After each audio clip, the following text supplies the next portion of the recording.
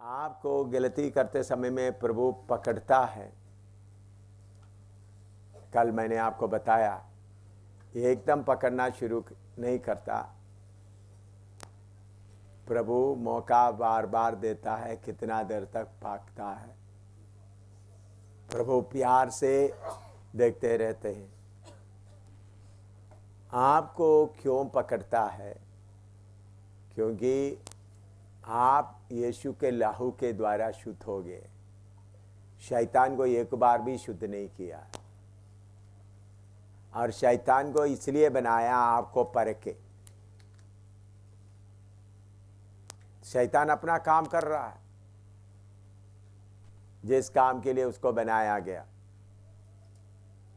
अपना काम शैतान कर रहा है। फिर शैतान क्यों ऐसा कर रहा है? पोंडी ब्रदर ने सवाल पूछा था। मैंने बोला स्वर्ग में जाकर उसका जवाब हम पूछेंगे, तब हमारा पिता से हम पूछेंगे, पिता क्यों उनको ऐसा बनाया।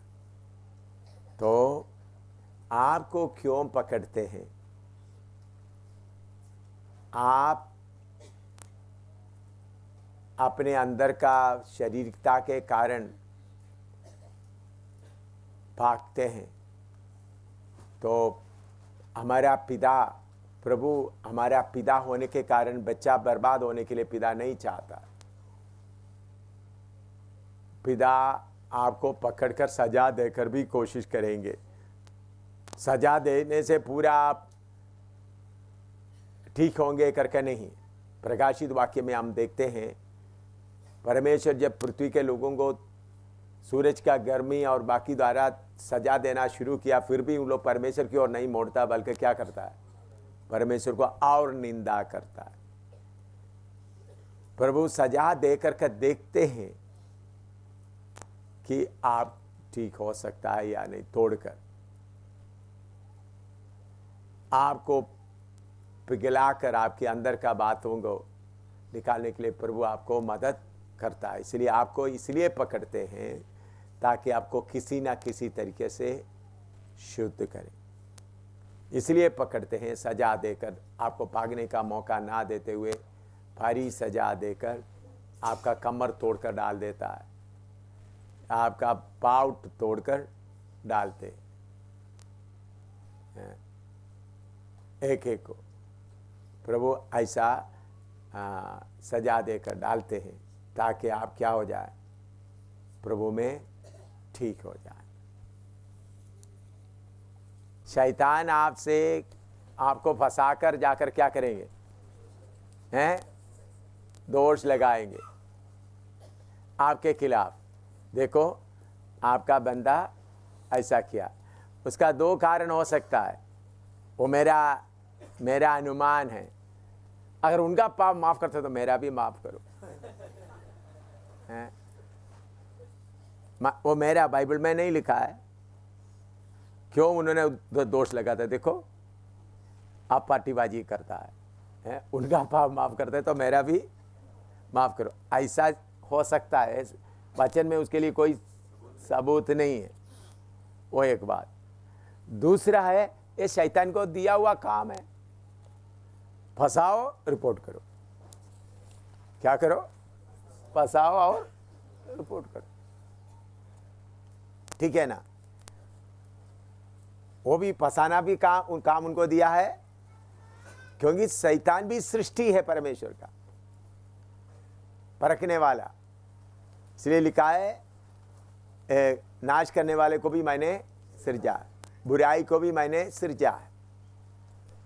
तो शैतान का काम है गलती करवाए, फंसाए। देखो, तुम्हारा आदमी फंस गया। तो दोनों काम। शैतान एक अलग ईश्वर नहीं है, शैतान परमेश्वर के बनाया हुआ सृष्टि है। ठीक है? समझ आया? क्लियर हो गया बात? आपने बताया कि अगर आप खुद शुद्ध होना चाहेगा तो प्रेम से होगा, नहीं तो जबरदस्ती से होगा। लेकिन आप फिर वचन से बोलते हैं कि परमेश्वर किसी से जबरदस्ती नहीं करता, हमारी आज़ाद मर्जी पर छोड़ता है। और कोई शुद्ध होना ना चाहते तो परमेश्वर कैसे उसे जबरदस्ती शुद्ध कर सकता है। ठीक है, मैंने इसके बारे में कल मैंने बताया, यहोवा परमेश्वर शुद्ध करने वाला है। जब आपने प्रभु यीशु के पास आकर अपना पाप इकरार किया, यीशु मसीह के लहू के द्वारा ही आपको शुद्ध किया गया और परमेश्वर के उपस्थिति में रहकर फायदा उठाने के लिए प्रभु ने मौका दिया। पाप माफ कर दिया तो आपके दिल के अंदर क्या मिला है? तसल्ली मिला है, शांति मिला है, और आपके अंदर परमेश्वर का वचन जो ईश्वरीय जन्म या नया मनुष्य आपके अंदर प्रभु ने रखा है। किस उद्देश्य से? नया मनुष्य क्या वजह है? नया, आप पूरा पवित्र बनकर स्वर्ग में जाने के लिए। लेकिन आपने नया मनुष्य को रखकर फिर भी पाप करता रहेगा तो आपने नया मनुष्य को क्या किया है? क्या किया आपने? आपके अंदर रखकर उसको तंग किया है, क्योंकि पवित्र आत्मा आया है आपके अंदर। आया वो वचन कौन क्या है? हैं? पवित्र वचन। पवित्र वचन को आप रखकर, आप पवित्र वचन को आपने क्या किया? तंग किया। समझ आ रहा है या नहीं समझ आ रहा है? जब आप आगे आएंगे बोलकर प्रभु के सामने बोला, प्रभु ने आपको शुद्ध किया, आपके अंदर प्रभु ने अपना नया मनुष्य को आने दिया। नया मनुष्य कौन है? परमेश्वर का वचन, उसके साथ पवित्र आत्मा। उसको आप अंदर लेकर आप क्या कर रहा है? उनको दुखी कर रहा है। आपको छोड़ देगा? बदला लेकर ही छोड़ेगा। इस धरती में ही बदला लेगा। उसी के कारण प्रभु जबरदस्ती आपको क्या करेगा? आपके ऊपर जबरदस्ती करेगा। दूसरा है, कुछ बच्चे आप देखते हैं घमंडी है, स्कूल में जाना नहीं चाहते, मस्ती में रहने। तो ऐसा बच्चों को क्या करता है? पिटाई करके उनको स्कूल में डालते, बाद में उनको जाने का मन लग जाता है। आपको दुनिया की इच्छा अच्छा लगता है तो प्रभु आपको ऐसा पकड़ेगा, रगड़ देगा। आपने स्वप्न सोचेंगे मैं इधर जाएंगे, मैं उधर जाएंगे, उधर नहीं, लेकिन आपका रीढ़ का हड्डी पकड़ लिया प्रभु ने, तो फिर आपका सारा स्वप्न, तो फिर बोले बेटा वो रास्ता नहीं, ये रास्ता। समझ में आ रहा है? इसलिए प्रभु जबरदस्ती करता है। एक है, दो कारण। एक है आपने प्रभु में आगे आने के कारण आपके अंदर पवित्र आत्मा रख दिया, ईश्वरीय नया मनुष्य को रख दिया। उसको आपने इतना दिन दुखी करते रहेगा तो उसका बदला लेना है। दूसरा, आप किसी बात में मस्त है, आपका आराम में मस्त है, आपका शरीर का बात में मत है, प्रभु अच्छी तरह तोड़कर निकालेगा। मस्ती के जगह में प्रभु हाथ लगाएगा। समझ में आ रहा है? हाँ, तो जबरदस्ती प्रभु करेगा जरूर। पश्चाताप कैसा होना चाहिए? पास्टर के साथ गुप्त में या कलीसिया से खड़े होकर या बैठकर, जैसे प्रभु के दास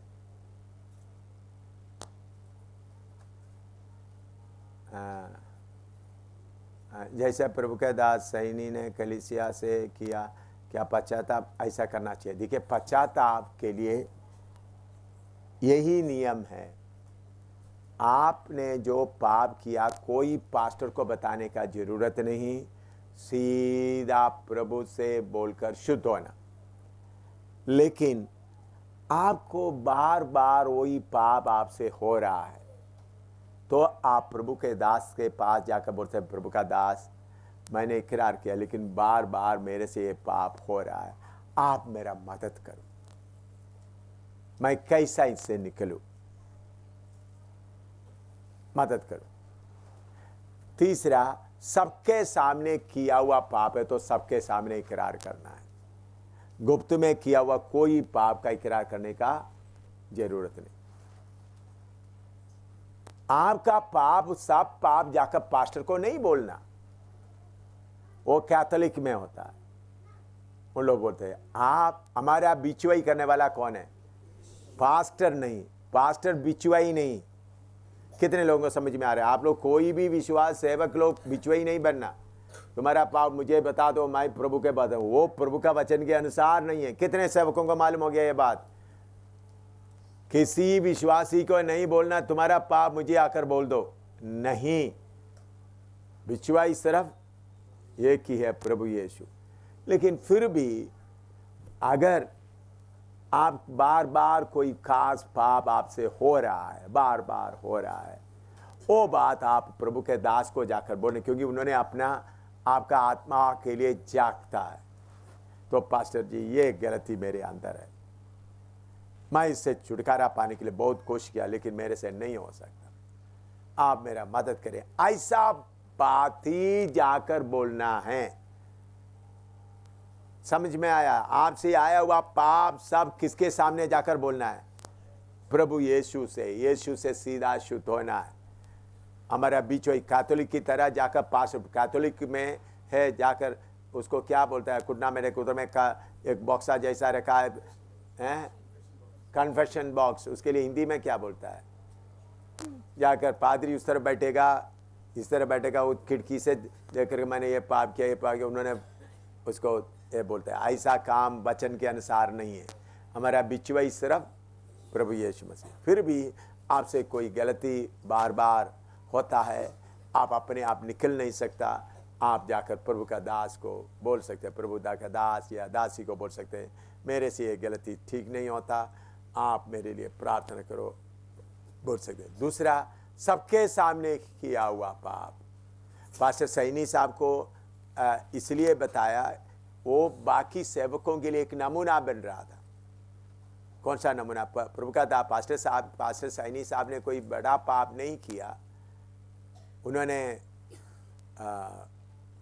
इतना ही किया, प्रोग्राम लोग जगह जगह में बुलाते थे, उन्होंने प्रोग्राम को क्या करता था, जाता रहा। उन्होंने सोचा प्रभु का मर्जी, मुझे भी उन्होंने बोलते थे, उन्होंने भी मुझे बोलते थे मैं जाऊं, मैंने बोला हाँ जाओ, मेरा भी ऐसा। उन्होंने मुझे बोलने के बिना अपना मर्जी से कहीं नहीं गया, लेकिन चलते चलते देखते वक्त मालूम हो गया उसमें बुद्धि आ गया।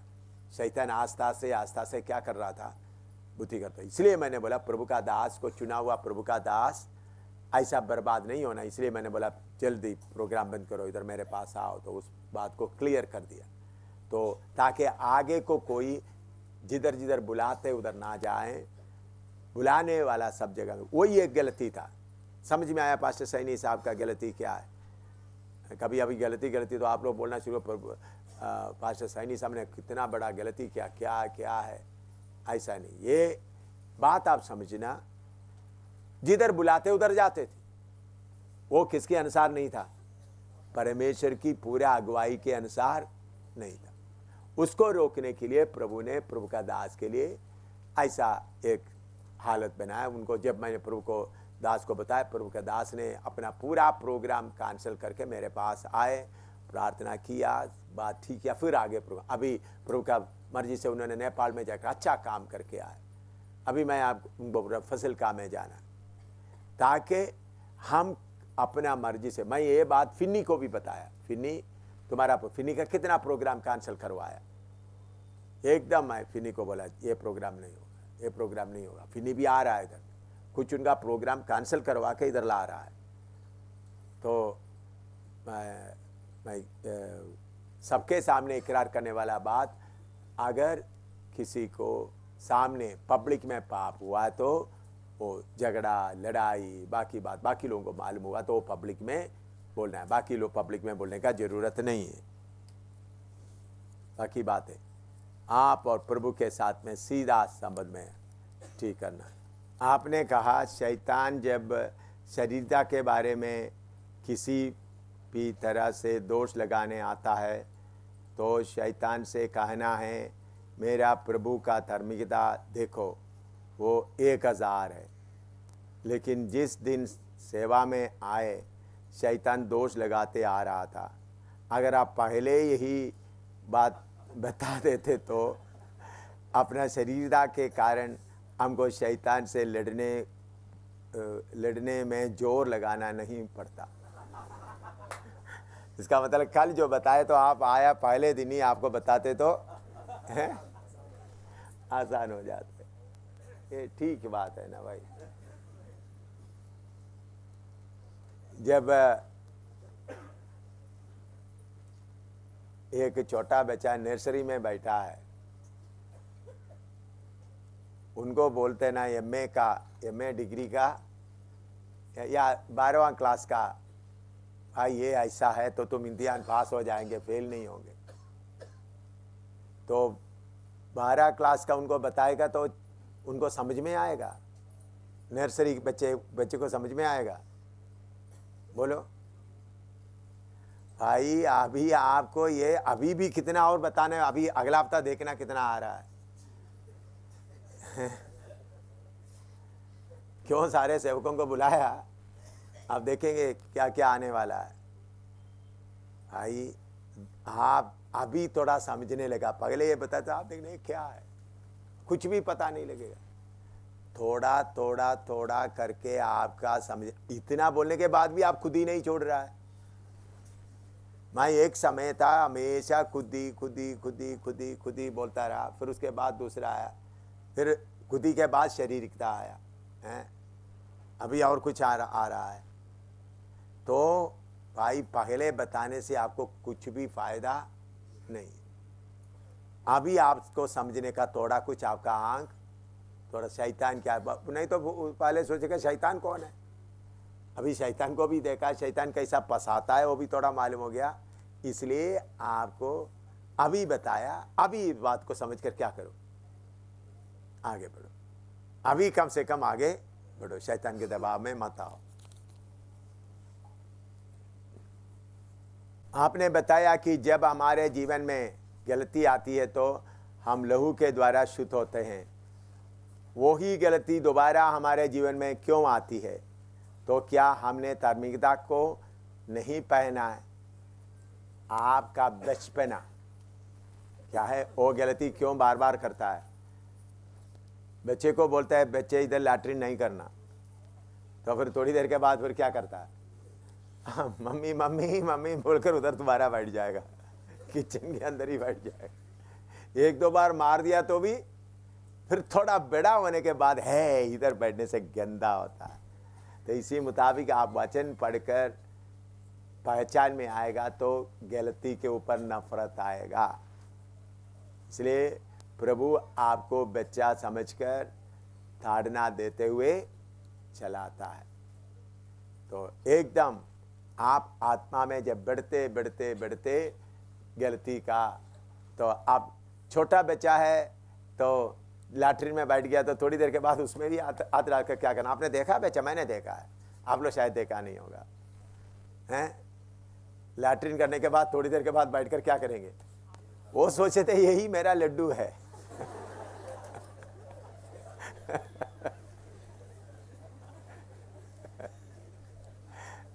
इसलिए माँ साथ रहती है। आप लोग ऐसा कोई नहीं देखा? मैंने देखा भाई, हैं? हाँ है, ऐसा देखकर ऐसा वगैरह। थोड़ा देर के बाद मालूम है बदबू आता है, पहले मालूम नहीं होता, थोड़ी देर के बाद पहचान में आते बदबू कहाँ से, हाँ ये गंदगी से।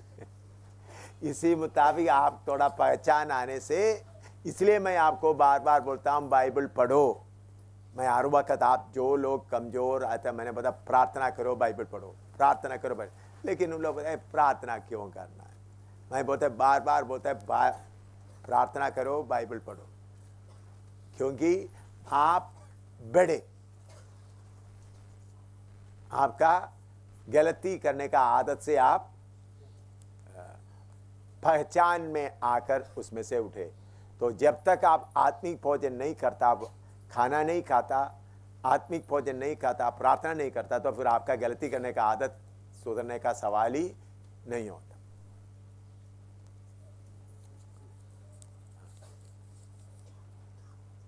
आपने बताया कि हमें शैतान के सामने जाते समय हमें धार्मिकता को पहनते हुए जाना है। तो हमें कैसे मालूम चलेगा कि हमने धार्मिकता को पहना है? हम धार्मिकता को पहना है करके मालूम कैसा होता है? हमारे अंदर दिलेरी आता है, शैतान का इल्ज़ाम के ऊपर। शैतान यहाँ, मैंने ये गलती किया है, मैंने यीशु के सामने मेरा गलती को इकरार किया है, यीशु ने मुझे धोया है और यीशु ने मुझे धार्मिकता का पहनाया है।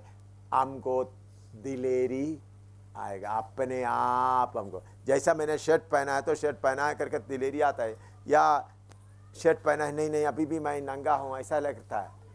नहीं, शर्ट पहना है तो शर्ट पहना है करके मालूम होता है। तो आपको दिलेरी आते वक्त आपको मालूम होता है आप धार्मिकता पहना है।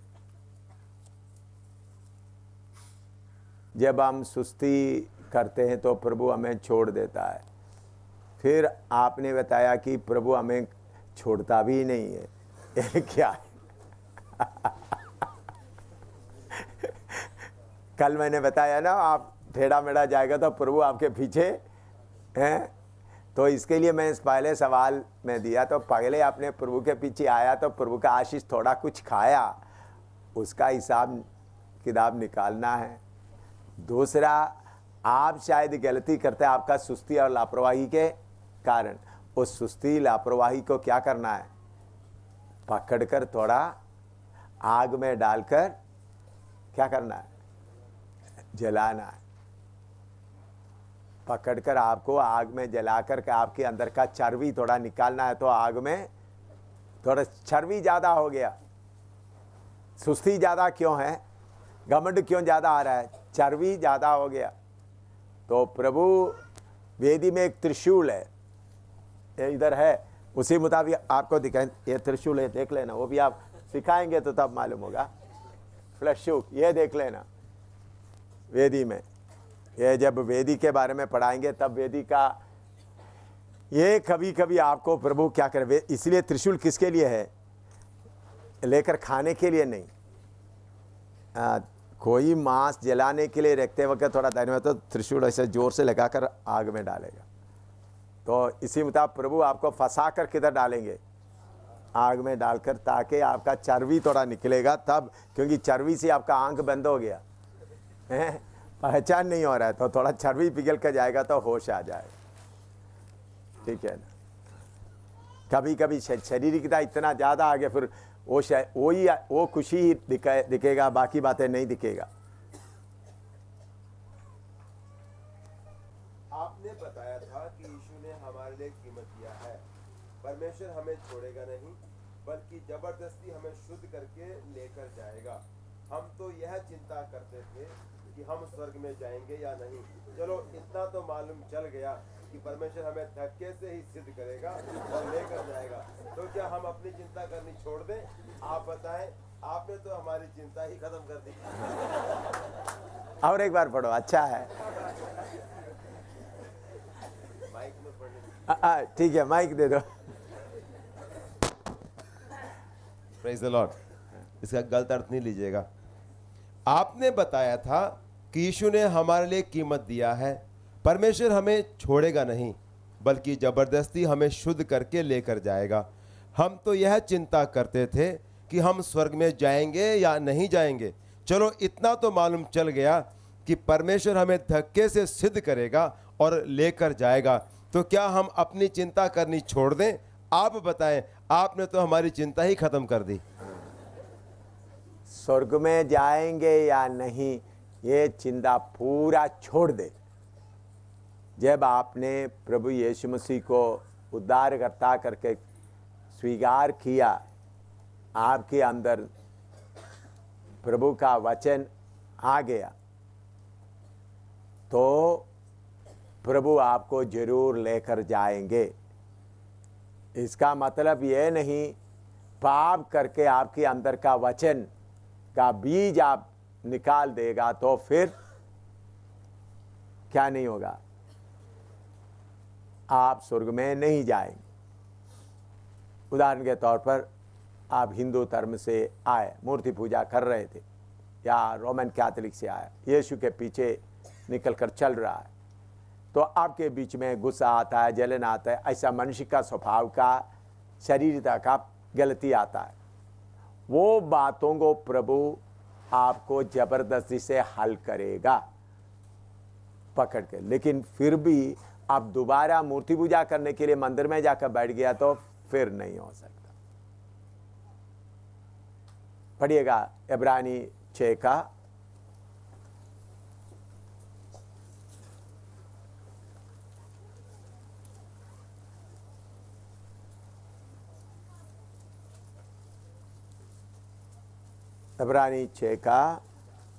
4 से पढ़िएगा,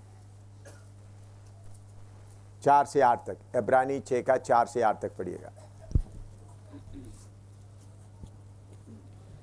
क्योंकि जिन्होंने एक बार ज्योति पाई है और जो स्वर्गीय वरदान का स्वाद चख चुके हैं और पवित्र आत्मा के भागी हो गए हैं और परमेश्वर के उत्तम वचन का और आने वाले युग की सामर्थ्य का स्वाद चख चुके हैं, यदि वे भटक जाएं तो उन्हें मन फिराव के लिए फिर नया बनाना अनहोना है, क्योंकि वे परमेश्वर के पुत्र को अपने लिए फिर क्रूस पर चढ़ाते हैं और प्रगट में उस पर कलंक लगाते हैं। क्योंकि जो भूमि वर्षा के पानी को जो उस पर बार बार पड़ता है पी पी कर जिन लोगों के लिए वह ज्योति बोई जाती है, उनके काम का सागपत उपजाती है, वह परमेश्वर से आशीष पाती है। पर यदि वह झाड़ी और ऊंट कटारे उगाती है तो निकम्मी और श्रापित होने पर है और उसका अंत जलाया जाना है। पर हे प्रियो, यद्यपि हमें ये बातें बस हाँ। तो इधर में सुना है कि स्वर्गीय दान चख चुके हैं, फिर भी दोबारा उस गड्ढे में जाकर मूर्ति पूजा वगैरह करना जाएगा तो दोबारा आपको क्या नहीं कर सकता, टाने से। इसके साथ पहला यूहन्ना 3 का 8 भी पढ़िएगा, 9 भी पढ़िएगा। पहला यूहन्ना 3 का 9। जो कोई परमेश्वर से जन्मा है वह पाप नहीं करता, क्योंकि उसका बीज उसमें बना रहता है, और वह पाप कर ही नहीं सकता क्योंकि परमेश्वर से जन्मा है। हाँ, ये बात थोड़ा आपको मैं और समझाता हूँ। ये आपके अंदर का आत्मा है, ये आपका प्राण,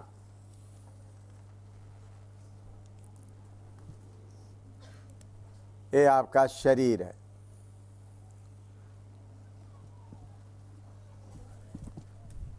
पहले शैतान आपके अंदर रहते समय में शैतान अंदर वास कर रहा था, ये आप पाप करते हुए मजा उठाते थे, फिल्म देखते हैं या कुछ करते वक्त उसका मजा आते थे।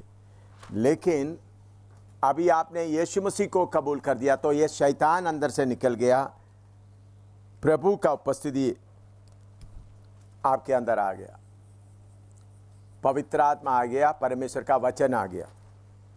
तो तब आपके अंदर का शारीरिकता, यह शारीरिकता आपके शरीर में रहता है, यह शारीरिकता के द्वारा फिर भी आप उस लड़ाई में हार जाता है। झूठ बोलना नहीं चाहिए था, झूठ निकल गया। तब एकदम आपके अंदर का वचन का बीज जो है वो बोलेगा तुम झूठ बोला है। तो झूठ बोला है तो इसका मतलब आपका बाहरी मनुष्य पाप किया, भीतरी मनुष्य उसके लिए सहमत नहीं हुआ, तो आप पश्चाताप करके आगे आएंगे। लेकिन आप इस आत्मा को दुखी करते, इसलिए एफेसी 4 का 30 में लिखा, पढ़ो।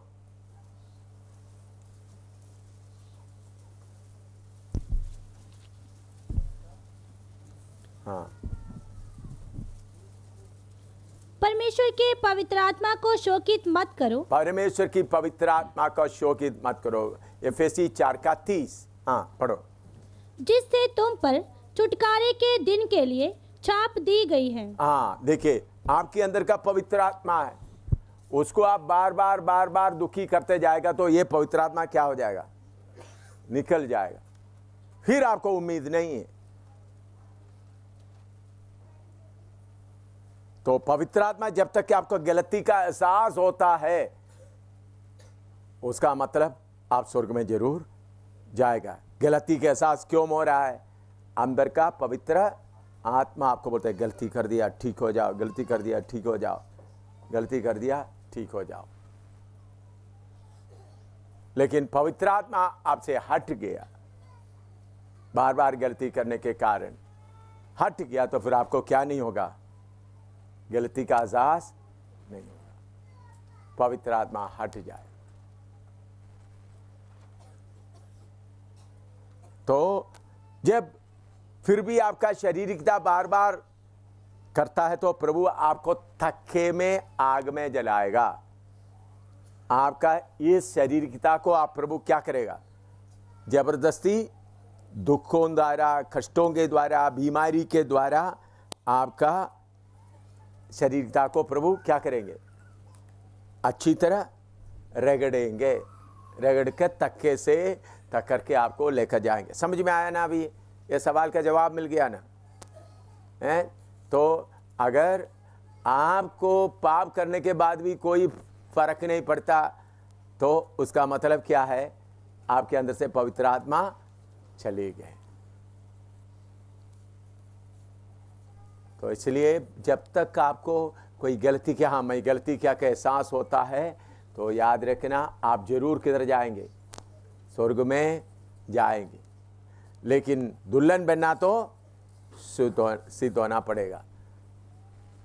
हाँ, अभी जैसे आपने बताया अभी अगर वो व्यक्ति जैसे बताया अगर मूर्ति पूजा में वापस चला जाता, अगर एक व्यक्ति मूर्ति पूजा में वापस चला और फिर उसको थोड़ा वचन के द्वारा सिखाने के द्वारा उसके पास जाकर बार बार उसको मतलब काफी समय देखिए कुछ लोग प्रभु का दास ने सवाल बताया। देखिए एक आदमी उद्धार पाया, बपतिस्मा लिया, पवित्र आत्मा पाया, फिर भी बाकी लोग डराने के कारण वो मूर्ति पूजा में चले जाता है। उनको दोबारा आ सकता है क्योंकि उनका वचन पूरा मालूम नहीं हुआ। वचन पूरा मालूम होने के बाद, पवित्र आत्मा का पूरा बात मालूम होने के बाद जाएगा तो नहीं। तो कुछ लोग आप देखेंगे, अभी ये बात प्रभु का दास आमन ने अच्छा सवाल पूछा है। मैंने मूर्ति पूजा का बात बोली, चलो एक आदमी उद्धार पाया, बपतिस्मा लिया, पवित्र आत्मा पाया, बाकी लोग डर के कारण उनको ले जा करके मूर्ति के सामने खड़ा कर दिया, उन्होंने घुटना टेक लिया। एकदम उनका उद्धार नहीं जाता। उनके अंदर बाकी लोगों का डर के कारण उनका आत्मिक मनुष्य बढ़ा नहीं। लेकिन कुछ लोगों का आत्मिक मनुष्य बढ़ गया, पवित्र आत्मा का वरदान चख चुका। उधर में लिखा है सामर्थ्यों का साथ चख चुका है। तो इसलिए आपके विश्वासी कोई डर के मारे मंदिर में गया है, आप उनको छोड़ना नहीं। आप उनको दोबारा उनके पास जाकर वचन बताकर उनको पवित्र आत्मा के वचन का दिलेरी दे, उनका भीतरी मनुष्य मजबूत हो जाए। इसलिए देखो, मैं सिगरेट पीने वाला, बीड़ी पीने वाला, बाकी ऐसे जो गलती करने वाला, मैं क्या नहीं करता, छोड़ता नहीं, ताकि वो बढ़ता क्या हो जाए। समझ आया? हाँ, तो इसलिए एकदम मूर्ति पूजा उन्होंने मूर्ति पूजा करने के लिए गया, क्या डराने के कारण गया है, मालूम करना है।